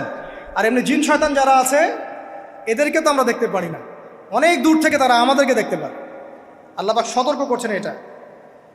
ইন্না জাআলনা আশ-শায়াতিন আউলিয়া লিল্লাযিনা লা ইউমিনুন, শোনেন, নিশ্চয়ই যারা আমার প্রতি ঈমান আনে না বা আমার অবাধ্য হয়, আমার আদেশ মানে না, তাদের সাথে আমি শয়তানকে বন্ধু বানিয়ে দিয়েছি। এবার বুঝলেন কেন বললাম এরা মানুষ শয়তান? বিকজ এদেরকে আল্লাহ পাক শয়তানের বন্ধু বানিয়ে দিয়েছেন, এটা শয়তানের বন্ধু। অন্য সূরায় আছে, শয়তান, জিন শয়তান মানুষ শয়তানকে ওহী করে। জিন শয়তান মানুষ শয়তানের মাথায় এসব বুদ্ধি ঢালে, এই শয়তানি বুদ্ধিগুলো শয়তান মানুষের মাথায় ঢালে। মানে মানুষ মাথাটা আগে সে রিড করেছে কাকে কোন দিক দিয়ে রিসিভ করা যাবে। ঠিক আছে? আচ্ছা, এরপরে আরও আল্লাহ পাক বলছে, ওয়াইদা ফাআলু ফাহিশাতান, তারা যখন কোনো ফাহেসা কাজ করে, নোংরা বেহায়ার মতো কাজ করে, ক্বালু, তারা বলে, ওয়াজাদনা আলাইহি আবানা, এরকম করেই আমরা আমাদের পিতা মাতাদেরকে পেয়েছি। মানে যুগ যুগ ধরে এই সংস্কৃতি চলে আসছে, নগ্নতার সংস্কৃতি, বলে না? কথা বুঝতে পারছেন না? এই কথাই তারা বলে, যেটা কোরআনে আছে। আল্লাহ পাক বলছেন, ক্বালু ওয়াজাদনা আলাইহি আবানা, তারা বলে আমাদের পিতৃপুরুষদেরকে আমরা হাজার বছর থেকে দেখেছি এইভাবেই ড্রেস আপ করতে, এমনি ব্লাউজ ছাড়া শাড়ি পরতে দেখেছি আমরা, এমনি দেখেছি পেট বের করে চলতে, এমনি দেখেছি এই শর্ট কামিজ পরে চলতে, নগ্ন হয়ে চলতে। এখন তো বিকিনি সংস্কৃতি আসে, এবং এটা মুভমেন্ট চলছে, মানে মানুষের দেহ থেকে কাপড় খুলে ফেলার মুভমেন্ট, আন্দোলন শুরু হয়েছে। ঠিক আছে? এবং দোহাই হচ্ছে আমরা হাজার বছর থেকে এমনিই চলছে। এই যে আল্লাহ পাক বলছেন, ক্বালু ওয়াজাদনা আলাইহি আবানা, আমরা এর উপরে আমাদের পিতা মাতাদেরকে পেয়েছি। ওয়াল্লাহু আমারানা বিহা, এরা আরো বলে আল্লাহ আমাদেরকে এই আদেশ করেছেন। নাউযুবিল্লাহ। আল্লাহ বলছেন, আল্লাহ পাকের আদেশ কি? কুল ইন্নাল্লাহা লা ইয়া'মুরু বিল ফাহশা, নিঃসন্দেহে আল্লাহ পাক কোনো ফাহেসা কাজের আদেশ করতেই পারেন না। পারেন? নিঃসন্দেহে আল্লাহ পাক কোনো ফাহেসা, বেলাল্লাপনা, বেহায়ার মতো কোনো আদেশ, বেহায়াপনার কোনো কাজের আদেশ করতে পারেন না। আতাকুলুনা আলাল্লাহি মা লা তা'লামুন, তোমরা কি আল্লাহ সম্পর্কে এমন কথা বলছো যেই কথা তোমরা জানো না? এই পর্যন্ত থাক। এবার আসেন বাস্তবতায় আসেন। এতটুকু যে আমরা হিস্ট্রির সূচনার কথাগুলো বললাম, এখানে আপনারা কিন্তু প্রথম একটা দলিল পেলেন মানুষের দেহ থেকে পোশাক খুলে ফেলে। এরপর আমি পুরো কোরআনটা ঘাটার চেষ্টা করেছি। আদম আলাইহিস সালাম থেকে শুরু করে মুহাম্মদ সাল্লাল্লাহু আলাইহি ওয়াসাল্লাম পর্যন্ত হাজার হাজার শতাব্দী চলে গেছে, যাই নাই? হাজার হাজার বছর চলে গেছে, বহু জাতি এসেছে, বহু জাতি চলেও গেছে। আমরা কি প্রথম জাতি নাকি? এর আগে কত জাতি পৃথিবীতে এসেছে, চলেও গেছে, গেছে না? আচ্ছা, কোরআন ঘেটে ঘেটে ক্লান্ত হয়ে যাওয়ার পর আমরা এমন কোনো জাতি পাচ্ছি না যাদের কথা আল্লাহ পাক বলেছেন যে আমি তাদেরকে ধ্বংস করেছি অশ্লীলতার কারণে বা এই আপনার বেলাল্লাপনার কারণে বা ফাহেসা কাজের কারণে। সরাসরি এই একটা কারণ দেখে আল্লাহ পাক কোনো কওমকে ধ্বংস করেছেন খুব রেয়ার, খুঁজে পাওয়া যাচ্ছে না। শুধু 3টা জায়গা বের করতে পেরেছি। কয়টা জায়গা? 3টা। 1 নম্বর দেখেন, আদম আলাইহিস সালাম পরে নূহ আলাইহিস সালাম না, এই জাতিটাকে আল্লাহ পাক ধ্বংস করেছেন না? এই ধ্বংসটাকে আল্লাহ পাক এই বেপরদামির কারণে করেছেন, অশ্লীলতার কারণে করেছেন, পোশাকের অপসংস্কৃতির কারণে করেছেন? করেন না, শিরকের কারণে করেছেন। কি কারণে? শিরক। আল্লাহ পাক সবাইকে ডুবিয়ে মেরেছেন, কিন্তু ওরা যে নগ্ন পোশাক পরে রাস্তাঘাটে চলাফেরা করতো এই কথাটা কিন্তু আল্লাহ পাক বলেন। তার মানে ওদের পাপ এটা ছিল না। এরপর ইব্রাহিম আলাইহিস সালামের কওম কি এই কারণে ধ্বংস হয়েছে? অশ্লীলতার কারণে ধ্বংস হয়েছে? বেহায়াপনার কারণে ধ্বংস হয়েছে? নগ্নতার সংস্কৃতির অপচর্চার কারণে ধ্বংস হয়েছে? না, শিরকের কারণে। আদ জাতি এই কারণে? না। সামুদ জাতি এই কারণে? না। একটা জাতি পাওয়া যায়, তার নাম কওমে লূত। কি নাম? কওমে লূত। এই লূত কওম ছিল সমকামী। তারা মেয়েদের সাথে বিবাহ বন্ধনে আবদ্ধ হতো না, বরং ছেলেদের ছেলে ছেলে জেনা করতো না। এই একটা জাতি পাচ্ছি ইতিহাসে যারা অশ্লীলতার কারণে, ফাহেসা কাজের কারণে, সমকামিতার কারণে, নোংরামির কারণে আল্লাহ পাক পুরো উপরে উঠিয়ে নিচে নামিয়ে ধসিয়ে দিয়েছে। এই একটা জাতি পেলাম। আর একটা জাতি পাওয়া যায়, তার নাম হচ্ছে বানু ইসরাইল। কি নাম? বানু ইসরাইল। আল্লাহ রাসূল সাল্লাল্লাহু আলাইহি ওয়াসাল্লাম বলছেন যে তোমরা দুনিয়া থেকে বেঁচে থাকো এবং নারীর ফিতনা থেকে বেঁচে থাকো। কারণ বানু ইসরাইল মানে মূসা আলাইহিস সালামের যে কওম ছিল, এই কওমের মধ্যে প্রথম ফিতনা দেখা দিয়েছিল মেয়েদের ব্যাপারে। এই একটা পেলাম যে মেয়েদের কারণে, বেহায়াপনার কারণে, অশ্লীল পোশাকের কারণে, নগ্নতার কারণে একটা সভ্যতাকে আল্লাহ পাক শাস্তি দিয়েছে। 2টা পাওয়া গেল, ঠিক আছে? 1, 2, একটা লূত, একটা হচ্ছে বানু ইসরাইল, ঠিক আছে? আর একটা পাওয়া যায় এটা জোর করে, সেটা হলো নবী মুহাম্মদ সাল্লাল্লাহু আলাইহি ওয়াসাল্লাম নবী হওয়ার ঠিক আগের সময়টা, যেটাকে আমরা কি বলি আইয়ামে জাহিলিয়াত। ওই সময়ে মেয়েদের জেনাটা ব্যাপক ছিল, ব্যভিচারটা ব্যাপক ছিল, পরকীয়াও ছিল, বৈবাহিক তেমন কোনো অধিকার ছিল না। এমনও হতো যে একটা মেয়ের সাথে 8-10 জন পুরুষ সহবাস করতো, করার পরে সেই মেয়ে যখন গর্ভবতী হতো, তার বাচ্চা প্রসব করার পর সেই মেয়ে 10 জনকে ডেকে দাঁড় করাতো, দাঁড় করিয়ে বলতো যে অমুকে হচ্ছে আমার এই বাচ্চার বাপ, তারপরে এর সাথে বিয়ে হতো। চিন্তা করতে পারেন তো? নারীদের যে বৈষয়িক অধিকার, ধর্মীয় অধিকার, আপনার পোশাকের অধিকার, শালীনতার অধিকার, সম্পত্তির অধিকার, এগুলো ছিল না ওই সময়। এই একটা সভ্যতা পাওয়া যাচ্ছে। তাহলে 3টা আমরা বের করতে পারলাম, কথা ঠিক আছে? আচ্ছা, এবার আসেন এই 3টা সভ্যতার পর নবী সাল্লাল্লাহু আলাইহি ওয়াসাল্লাম যখন নবী হলেন, তখন তিনি সমস্ত অশ্লীলতার শেকড়টাকে উপরে ফেলে দিলেন। সভ্যতার ইতিহাস থেকে শুরু করে আমরা যত জাতির ধ্বংস দেখছি, এই ধ্বংসগুলো শিরকের কারণে হয়েছে, কুফরির কারণে হয়েছে, অবাধ্যতার কারণে হয়েছে। মাত্র কয়েকটা জাতির ক্ষেত্রে অশ্লীলতা, বেহায়াপনা, আপনার ফাহেসা কাজ, এগুলোর রিজন দেখানো হয়েছে। তো এ থেকে একটা বিষয় প্রমাণ করা যায়, এই কথাটা ভালো করে বোঝেন। এ থেকে একটা বিষয় প্রমাণ করা যায় যে যত সভ্যতা ধ্বংস হয়ে গেছে, ওই সভ্যতার মানুষরা আর যাই করুক না কেন, তাদের পোশাক আশাক ঠিকঠাক ছিল। কথা বুঝতে পারছেন না? যত সভ্যতা ধ্বংস হয়ে গেছে, আদ, সামুদ, নূহ, ফেরাউন, ঠিক আছে, যত সভ্যতা ধ্বংস হয়ে গেছে, তাদের আর যত পাপী থাক, হয়তো কেউ অহংকারী ছিল, কেউ কুফরি করেছে, কেউ শিরিক করেছে, হ্যাঁ, কেউ সন্তানদেরকে হত্যা করেছে, কেউ মানুষ হত্যা করেছে, কেউ জুলুম করেছে, কেউ অহংকার করেছে ইত্যাদি, কিন্তু তাদের পোশাক আশাক শতাব্দীর পর শতাব্দী ঠিকঠাকই ছিল। এটা নিয়ে আল্লাহ পাক কোরআনে খুব বেশি কথা বলেন না। তার মানে বোঝা যায় যে এটা রিমার্কেবল কোনো কথা বলার বিষয় ছিল না, আল্লাহ পাক বলেন। অর্থাৎ যুগ যুগ ধরে মানুষের শালীনতার পোশাকটা ঠিকই ছিল, কারণ মানুষ জানতো যে তাদের পিতামাতাকে তাদের পিতামাতাকে ইবলিস নগ্ন করে দিয়েছিল জান্নাতে। এই কথাটা মানুষের মাথার মধ্যে ছিলই, এবং বিভিন্ন ধর্মগ্রন্থে এটার অস্তিত্ব আছে। আপনি শুধু ইসলাম না, অন্য যে কোনো ধর্মগ্রন্থ ঘাটেন, হিন্দু ধর্মগ্রন্থ ঘাটেন, সেখানে দেখবেন বলা হচ্ছে যেন মেয়েরা পর্দায় থাকে। দেখেন, পরে দেখেন, বেদের মধ্যে এটা আছে, আমি গতকালকেও স্টাডি করেছি।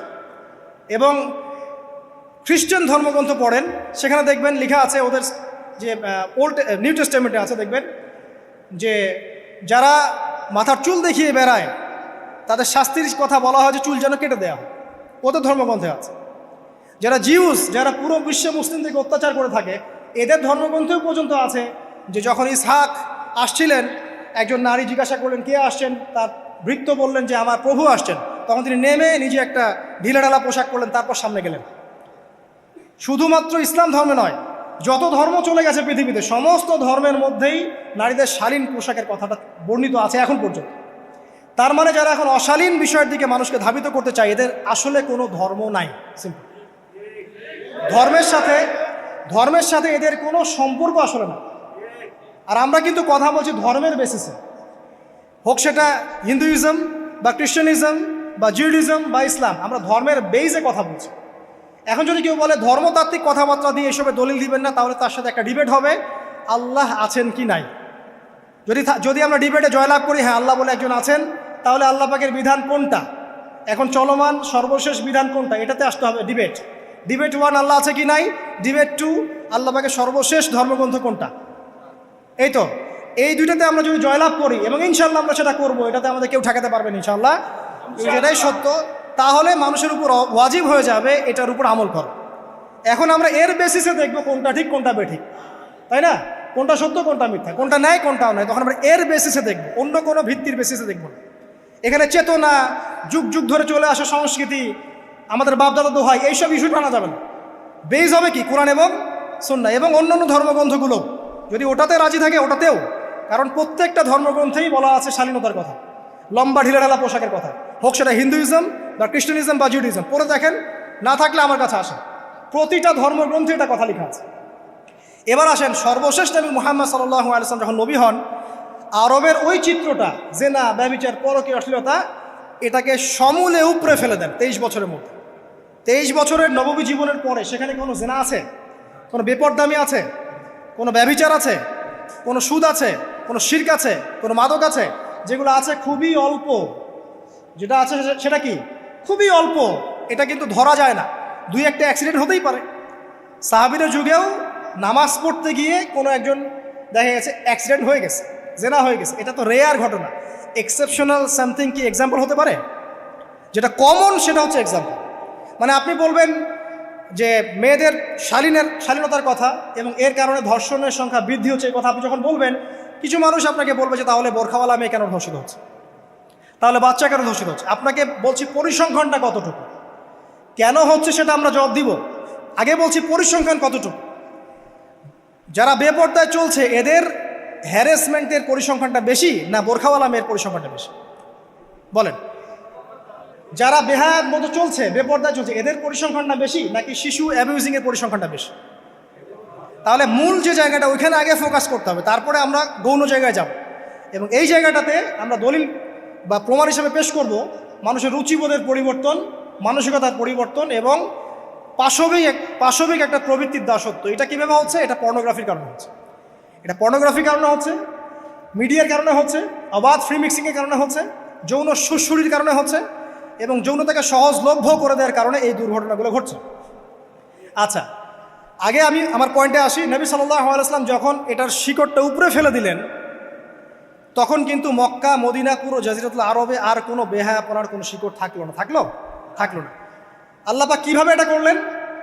পুরো হিস্ট্রির ইতিহাস টেনে দিয়ে আল্লাহ পাক কয়েকটা আদেশ নাজিল করলেন। সেই আদেশটা কোরআন এবং সুন্নাহে আছে। আল্লাহ পাক প্রথমে ছেলেদেরকে বললেন, শোনো, সূরা নূর 30 নম্বর আয়াত, আল্লাহ পাক ছেলেদেরকে বললেন, তোমরা তোমাদের চোখ নিচু রাখো, এটা আমাদের দায়িত্ব। প্রত্যেকটা ছেলের দায়িত্ব বেগানা মেয়েকে দেখলে চোখটা কি করবে? নিচু করবে, সিম্পল। তাহলে আপনি সিডিউসড হবেন, এক কথায়। 2 নাম্বার, আল্লাহ পাক আমাদেরকে বললেন তোমরা তোমাদের লজ্জাস্থানকে হেফাজত করো। কাদেরকে? আমাদেরকে, মানে ছেলেদেরকে। প্রথমে আল্লাহ পাক ছেলেদেরকে বললেন চোখ নিচু করে রাখো, লজ্জাস্থানের হেফাজত করো। ঠিক আছে? সূরা বানী ইসরাঈল আল্লাহ পাক বললেন জেনার ধারের কাছেও যেও না, ধারের কাছেও যেও না। আল্লাহ পাক আরও বললেন যদি কেউ জেনা করে ফেলে সূরা নূরে, তাহলে তাকে 100টা বেত্রাঘাত করতে হবে। কয়টা? 100টা, এবং 1 বছরের জন্য তাকে বহিষ্কার করতে হবে। আল্লাহ পাক শাস্তিও দিলেন, শুধু তাত্ত্বিক বিধান দেন নাই, শাস্তিও দিয়েছেন। কারণ শুধু তাত্ত্বিক বিধান দিয়ে হবে? আমি যদি ওয়াজ করে বেড়াই ভাই মদ খায় না, মদ খায় না, কোনো শাস্তি না অ্যাপ্লাই করি, তাহলে কি মদ ছাড়বে মানুষ? আমরা যদি বলি হত্যা করা মহাপাপ, মহাপাপ, দুর্নীতি করা মহাপাপ, মানুষ দুর্নীতি ছাড়বে? ছাড়বে না, যতক্ষণ না শাস্তি নিশ্চিত করা যাচ্ছে। আল্লাহ পাক তাত্ত্বিক কথা শুধু বললেন না, শাস্তিও নিশ্চিত করলেন। তারপরে আল্লাহ পাক আরও বললেন যদি বিবাহিত কোনো ব্যক্তি ব্যভিচার করে তাহলে তাকে রজম করতে হবে, মাটিতে পুঁতে তাকে পাথর নিক্ষেপ করে হত্যা করে ফেলবে। ঠিক আছে? শাস্তি। এরপরে দেখেন আল্লাহ পাক মেয়েদেরকে বলছেন, এবার মেয়েদেরকে বলছেন তোমরা মূলত ঘরে থাকো, যদি বাইরের পরিবেশ তোমাদের অনুকূলে না থাকে তোমরা ঘরে অবস্থান করো। ওয়াকরনা ফি বুয়ুতিকুন্না ওয়ালা তাবাররুজনা তাবাররুজাল জাহিলিয়াতিল উলা, তোমরা মূলত ঘরে থাকো। জাহিলি যুগে মেয়েরা যেভাবে নিজেদেরকে প্রদর্শন করে বেড়াতো এই কাজটা তোমরা করো না। যদি করো তাহলে সমাজে বেহায়াপনা, ফায়সা বেড়ে যাবে, তোমরা নিজেরাই ক্ষতিগ্রস্ত হবে, যেটা ওরা হচ্ছে এখন। আচ্ছা, এরপর আল্লাহ পাক আরও বললেন হে নবী আপনি আপনার স্ত্রী এবং মুমিন নারীদেরকে বলেন তারা যদি বাহিরে যায় যেন জিলবাব দিয়ে তাদের পুরো বক্ষদেশটাকে ঢেকে নেয়। তাহলে পোশাকের সংস্কৃতির শেকড় কোত্থেকে শিখবো? আমি কোত্থেকে শিখবো? আল্লাহ পাক কর্তৃক নাজিলকৃত সর্বশেষ ঐশী গ্রন্থ থেকে শিখবো নাকি? যে বইয়ের মধ্যে কোনো ভুল নাই সেটাই তো আমার শেখার মাধ্যম হবে নাকি? নাকি যে দর্শনে 1000টা ভুল সেটা শিখবো আমি? আল্লাহ পাক এখানে বলছেন মুমিন নারীদেরকে বলো বাইরে গেলে পরে তারা যেন জিলবাব দিয়ে, কাপড় দিয়ে সুন্দর করে বক্ষদেশ এবং ঢেকে রাখে। বোরখার কথা এখানে নাই শব্দে। ঠিক আছে? ঢেকে রাখা ঢিলে ঢালা পোশাকের কথা এসেছে। আচ্ছা আসেন, আল্লাহ পাক আরও বললেন যে তোমরা অমুক অমুক অমুক অমুক, যেমন আপনার বাবা, আপনার ভাই, আপনার এই যে সন্তান, এই যে মাহারাম যারা আছে এদের সামনে ছাড়া অন্যদের সামনে যখনই যাবে তোমরা কিন্তু হিজাব অবলম্বন। তা আল্লাহ পাক হিজাবের বিধান দিলেন, চক্ষু নিচু করতে বললেন, লজ্জাস্থানের হেফাজত করতে বললেন, এবং যদি এর পরেও কেউ ভুল করে ফেলে তাহলে আল্লাহ পাক শাস্তির কথা বললেন। আল্লাহ পাকের সিস্টেমটা সুন্দর হলো না? এই সিস্টেমটা নবী সাল্লাল্লাহু আলাইহি ওয়াসাল্লাম অ্যাপ্লাই করলেন, সমাজ থেকে সমস্ত জেনা ব্যভিচারের ভিত্তি উঠে চলে গেল। সুবহানাল্লাহ বলবেন না? এটা হলো অবস্থা। তারপর দেখেন আল্লাহ রাব্বুল আলামিন শুধু পর্দার কথা বলেই ক্ষান্ত হলেন না, কারণ একটা বিধান দিলেই মানুষের সব কিছু সলভ হবে না। আল্লাহ পাক এর পাশাপাশি আমাদেরকে 5 ওয়াক্ত নামাজ পড়তে বললেন। ঠিক আছে? নামাজ পড়লে মানুষ ভালো হবে, নৈতিকতা শিখবে, আল্লাহর সাথে ক্লোজ সম্পর্ক হবে। আল্লাহ পাক কোরআন তেলাওয়াত করতে বললেন। ঠিক আছে? কোরআন মেনে চলতে বললেন। আল্লাহ পাক আমাদেরকে আল্লাহর জিকির করতে বললেন, নবীর সুন্নাহ মতো চলতে বললেন। আল্লাহ রাব্বুল আলামিন আমাদেরকে আল্লাহর যত অবাধ্যতা আছে, কি সমস্যা? হ্যাঁ আচ্ছা যেতে দেন। আমি যেটা বলতে চাচ্ছি যে আল্লাহ পাক শুধু পর্দার কথাগুলো বলেই একটা বিধান দিয়ে শেষ করে দিলেন না, কারণ শুধুমাত্র হিজাবের সাথেই পুরো সোসাইটির সমস্যাগুলো জড়িত না, এখানে আরও অনেক বিষয় আছে। যদি আপনি নৈতিকতা না শেখেন একটা বোরখাওয়ালা মেয়েকে আপনি টিস করতে পারেন। ঠিক আছে? যদি আপনার মধ্যে আল্লাহর ভয় তাকওয়া না থাকে আপনি কিন্তু একটা বাচ্চাকেও ধর্ষণ করতে পারেন, সুযোগ পেলে আপনি করে ফেলবেন। আপনার মধ্যে আল্লাহর ভয় না থাকলে আপনি কিন্তু গোপনে জেনা করতে পারেন বা পর্ন দেখতে পারেন। তাই আল্লাহ পাক শুধু হিজাবের বিধানটা দিয়েই ক্ষান্ত হলেন না, আল্লাহ পাক আনুষঙ্গিক আরও অনেক কথা বললেন যে তোমরা পবিত্র হও, বেশি বেশি আল্লাহর জিকির করো, 5 ওয়াক্ত সালাত নামাজে পড়ো, কোরআন তেলাওয়াত করো, নবীর সুন্নাহ মেনে চলো, দিনই কাজে ব্যস্ত থাকো, সৎ কাজের আদেশ করো, অসৎ কাজে নিষেধ করো। মানে এই সবগুলো কাজ যখন একসাথে হবে আপনার মনটা কী হবে? পবিত্র হবে, আপনার মনের মধ্যে আল্লাহর নূর চলে আসবে। আপনার মনে আল্লাহর নূর চলে আসবে, তখন এইসব অন্ধকার বা এই যে জাহেলিয়াতগুলো আপনার কাছে ভালো লাগবে না। যখন আপনার ইন্টারনাল যে সোলটা আছে এটা যখন এনলাইটমেন্ট হবে আল্লাহর নূর দিয়ে, তখন আপনার কাছে এইসব হারাম প্রিমিক্সিং, হারাম পরকিয়া, আপনার জেনা, আপনার ব্যভিচার, পর্ন এগুলো বিভীষিকাময় মনে হবে, আপনার কাছে ভালো লাগবে না। আল্লাহ পাক অন্তর্জগৎটা পরিবর্তন করার জন্য আমাদেরকে এই সিস্টেমগুলো দিলেন। শুধু হিজাবই করবে not this is not necessary, এর সাথে আরও অনেক বিষয় থাকবে, নামাজ, রোজা, হজ, জাকাত, হ্যাঁ হজ, ওমরা, তাজকিয়া, জিকির আজগার, কোরআন তেলাওয়াত, আমর বিল মারুফ নাহি আনিল মুনকার সব একত্রিত হবে, আবার হিজাবও চলবে। এরপরে যদি কেউ সীমা লঙ্ঘন করে শাস্তিও আছে। পুরো সিস্টেমটা সুন্দর না? এই সিস্টেমটা যখন আল্লাহ পাক তার রাসূল মুহাম্মদ সাল্লাল্লাহু আলাইহি ওয়াসাল্লামের মাধ্যমে লঞ্চ করলেন আরবের মধ্যে, আরবে না কোনো জেনা থাকলো, না কোনো ব্যভিচার, না কোনো মাদক, না কোনো পর্ন, না কোনো এই যে নারীর অবমাননা, কিছুই থাকলো। একটা মেয়ে 300 মাইল দূর থেকে এসে একা হজ করে চলে যায়, তো কেউ তার দিকে তাকাতো না। এমন যুগ চলে গেছে। মহিলা সাহাবী রণকৌশল মানে যুদ্ধের বর্ম পরে উহুদে যুদ্ধ করেছেন, কেউ তার দিকে তাকায়নি। তাকিয়েছে? তাকায়নি। এখন ওই যুগটা আপনি দেখেন, রাসূল সাল্লাল্লাহু আলাইহি ওয়াসাল্লামের যুগ, আবু বকর সিদ্দিক, ওমর ইবনুল খাত্তাব, ওসমান আলী, এই খোলাফায়ে রাশেদার স্বর্ণ যুগটাকে আপনি দেখেন। ওই যুগে আপনি রেপের হার কত পার্সেন্ট মহিলা রেপ হয়েছে? ওই যুগে কত পার্সেন্ট মেয়ে জেনায় লিপ্ত হয়েছে? ওই যুগে কত পার্সেন্ট ছেলে মেয়ে ধর্ষণ করেছে? ওই যুগে কত পার্সেন্ট নারীর শ্লীলতাহানি হয়েছে? কত পার্সেন্ট নারীকে টিজ করা হয়েছে? কত পার্সেন্ট মেয়েকে মার্ডার করা হয়েছে? কত পার্সেন্ট মেয়েকে যৌতুকের জন্য চাপ দেওয়া হয়েছে? একটু পরিসংখ্যানটা দেখেন আমাদেরকে। সভ্যতা করতে লাফাচ্ছেন। ওই সভ্যতায় যা হয়ে গেছে, নবী সাল্লাল্লাহু আলাইহি ওয়াসাল্লাম থেকে শুরু করে খোলাফায়ে রাশেদের যুগে যা হয়েছে, এই পার্সেন্টেজগুলোর সাথে বর্তমান পার্সেন্টেজকে মিলান, মিলবে? ওই যুগে রেয়ার জেনা 2-1টা হয়েছে। মদ খেয়েছে মানুষ রেয়ার কয়েকজন, মানুষ ব্যভিচার করেছে রেয়ারলি 2-4 জন, 100 বছরে 2-4 জন। ওই যুগে দেখবেন মানুষ পরকীয়ার নামই জানতো না, সমকামিতা কী জিনিস মানুষ জানতোই না, শর্ট পোশাক, বিকিনি সংস্কৃতি কি মানুষ জানতো না, ঠিক আছে? আনকভার ইউ, এই যে মুভমেন্ট চলছে, এগুলোর মানে কি মানুষ জানতো না। জানতো? ওই যুগে কি মুসলিমরা পিছিয়ে ছিল? জ্ঞান বলেন, বিজ্ঞান বলেন, অর্থনীতি বলেন, রাজনীতি বলেন, সমরনীতি বলেন, অস্ত্রশস্ত্র বলেন, কোনো সেক্টরে কি মুসলিমরা তখন পিছিয়ে ছিল কি না? উত্তর দেন, পিছিয়ে ছিল? ছিল না। তাহলে স্বর্ণযুগ আমরা কোনটাকে বলবো? এই বর্তমান দাজ্জালীয় সভ্যতাকে স্বর্ণযুগ বলবো, নাকি খোলাফায়ে রাশেদার এবং নবী সাল্লাল্লাহু আলাইহি ওয়াসাল্লাম রেখে যাওয়া যুগটাকে স্বর্ণযুগ বলবো? তাহলে ওই যুগ যদি স্বর্ণযুগ হয়, তাহলে ওই যুগের সুন্নাহ এ যুগে অ্যাপ্লাই করতে হবে না? তাহলে ওই যুগের সমস্যা যেমন দূর হয়েছে, এই যুগের সমস্যা দূর হবে না? এই সহজ বাংলা কথাটা বললে কি আমরা মৌলবাদী হয়ে যাব? এই সহজ বাংলা কথা বুঝতে গিয়ে কি আমি ধর্মান্ধ হয়ে যাব, ব্যাকডেটেড হয়ে যাব? এই কথাটা আমরা বলতে এখন সাহস পাই না। কি কারণে? সভ্যতার ইতিহাস ঘেটে দেখেন, ওই সভ্যতাই ছিল জ্ঞানে, শিল্পে, অস্ত্রে, প্রযুক্তিতে, অর্থনীতিতে মুসলিমরা একদম স্বর্ণ শিখরে। কোনো একজন মুসলিমকে হত্যা করার কেউ সাহস করেছিল? একজন মুসলিম নারীকে ধর্ষণ করার কেউ সাহস করেছে? একজন মুসলিম শিশুকে কেউ বোম মেরে হত্যা করেছিল? আজকে বিশ্বের দিকে আপনি তাকিয়ে দেখেন, শত শত নারী ধর্ষিত হচ্ছে, শত শত বোমা মেরে আমাদের বাচ্চাদেরকে হত্যা করা হচ্ছে, মুসলিমদেরকে পুরো ডমিনেট করা হচ্ছে। আজকে রাজনৈতিক নিয়ন্ত্রণ, অর্থনৈতিক নিয়ন্ত্রণ, পলিটিক্যাল, আপনার সোশ্যাল মিডিয়া, প্রযুক্তি যা যা আছে সব নিয়ন্ত্রণ পশ্চিমাদের হাতে, সমস্ত নিয়ন্ত্রণ তাদের হাতে। এই যে পালাবদল হলো সময়ের, এটা কেন হলো? বিকজ 1 নাম্বার ইস্যু হচ্ছে আমরা কোরআন এবং সুন্নাহ থেকে দূরে সরে আসছি। 2 নাম্বার, আমরা শয়তানের সেই ধোকায় পড়ে গেছে, যে ধোকা থেকে আমরা বেরোতে পারিনি, আল্লাহ পাক সতর্ক থাকতে বলেছিলেন। 3 নাম্বার, আমরা ইলম চর্চা ছেড়ে দিয়েছি। 4 নাম্বার, হক কথা বলাও ছেড়ে দিয়েছে। 5 নাম্বার, সৎ কাজের আদেশ, অসৎ কাজের নিষেধ ঠিকঠাক মতো হচ্ছে না। 6 নাম্বার, দেখেন আমরা জানি যারা আমল ঠিক মতো করছি না। 7 নাম্বার, আমরা বক ধার্মিক হয়েছে, বক ধার্মিক, খালি নামাজ, রোজা, হজ, যাকাত আর তসবির মধ্যে ইসলাম, বাকি কোনো জায়গায় ইসলাম নাই, কোনো জায়গায় ইসলাম নাই। সমস্যা এগুলা দেখবেন, পরিবারের কাঠামো ভেঙে যাচ্ছে। আমরা কোরআন সুন্নাহকে হাতে নিয়ে ওয়ার্ল্ডকে চ্যালেঞ্জ করতে পারি নাই, ডিল করতে পারি নাই। এবং পশ্চিমা এবং অন্যান্য সভ্যতার যে নোংরা মতাদর্শগুলো আছে, এগুলোকে ঢালাওভাবে আমরা গ্রহণ করেছি এবং আস্তে আস্তে আস্তে আস্তে পুরো মুসলিম বিশ্বে এগুলো ছড়িয়ে গেছে। এখন আপনি পেপার পত্রিকা খুললে দেখবেন 4টা 5টা 10টা ধর্ষণ, এই মেয়ে রেপ, এই মেয়ে ডাকাতি, ওইখানে হত্যা, এখানে যৌতুক, এখানে অমুক তমুক, সুদ, ঘুষ, জেনা, ব্যভিচার, নিত্য নৈমিত্তিক ব্যাপার। কারো এগুলো নিয়ে কোনো মাথা ব্যথাও নাই, এগুলো খুব সিম্পল সাধারণ ব্যাপার এখন আমাদের কাছে।